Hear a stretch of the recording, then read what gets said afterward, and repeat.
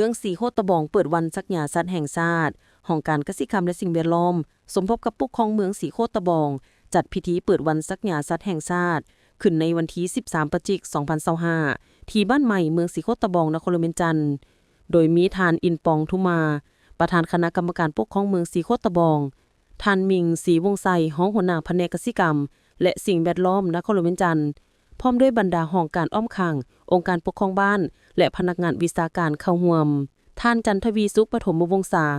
หัวหน้าห้องการเกษตรกรรมและสิ่งแวดล้อมขึ้นผ่านบทรายงานการสักหยาป้องกันพยาธิสัตว์ให้ฮู้ว่าพยาธิสัตว์ที่ระบาดฝูงสัตว์เลี้ยงในเมืองสีโคตบองทุกๆปี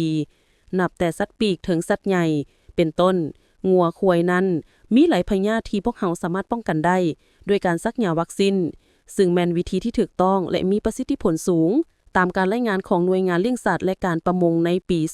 2025ห้องการเกษตรกรรมและสิ่งแวดล้อมก็คือเมืองสีโคตบองในพิธีเปิดขบวนการสักหยาป้องกันพยาธิในครั้งนี้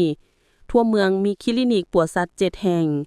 สำหรับสัตว์เลี้ยงทั่วไปทั้งหน่วยงานเลี้ยงสัตว์และการประมงยังได้เอาใจใส่ซี่นำและซุกยู่อย่างใกล้ชิดติดแทศและสามารถสักยาวัคซีนป้องกันพยาธิทั้งหมดได้ 356,522 โตวเทียบใส่แผนการประจำปีปฏิบัติได้ 83.3% ของจำนวนฝูงสัตว์ทั้งหมดแต่ถ้าเทียบใส่แผนการที่ได้วางไว้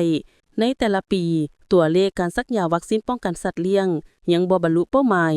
จึงเฮ็ดให้มีการระบาดของพยาธิสัตว์ในเมืองสีโคตบองประจำแต่ละปีมีสัตว์ล้มตายด้วยพยาธิจำนวนหลายสมควรเป็นต้นแม่นสัตว์ปีกเลี้ยงอยู่ครอบครัวซึ่งได้สร้างความเสียหายต่อเศรษฐกิจครอบครัวของประชาชนในแต่ละปีดังที่พวกเราฮู้กันแล้วว่าตัวเลขที่แสดงให้เห็นนั้นถึงจะเป็นตัวชี้วัดในการสร้างภูมิคุ้มกันแก่สัตว์เลี้ยงได้ในระดับดีพอสมควรแต่เพื่อหาประกันบ่ให้เกิดการระบาดต้องได้เอาใจใส่สร้างขบวนการให้คงควงต่อเนื่องและสักยาวัคซีนป้องกันให้ได้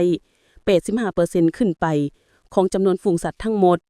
ดังนั้นยังต้องเอาใจใส่อย่างเข้มงวดประสานสมทบกับบรรดาแขนงการเกี่ยวของทุกภาคส่วนและองค์การปกครองบ้านให้เอาใจใส่และร่วมมือกับห้องการแขนงกสิกรรมสิ่งแวดล้อมพร้อมการโฆษณาและสร้างขบวนการให้กว้างขวางต่อเนื่องเฮ็ดเป็นประเพณีในการสักยาป้องกันสัตว์เลี้ยงของตนโดยเฉพาะแม่นพยาธิที่ติดแปรจากสัตว์สู่สัตว์และสู่คนให้หลายขึ้นเพื่อสามารถบรรลุเป้าหมายดังกล่าว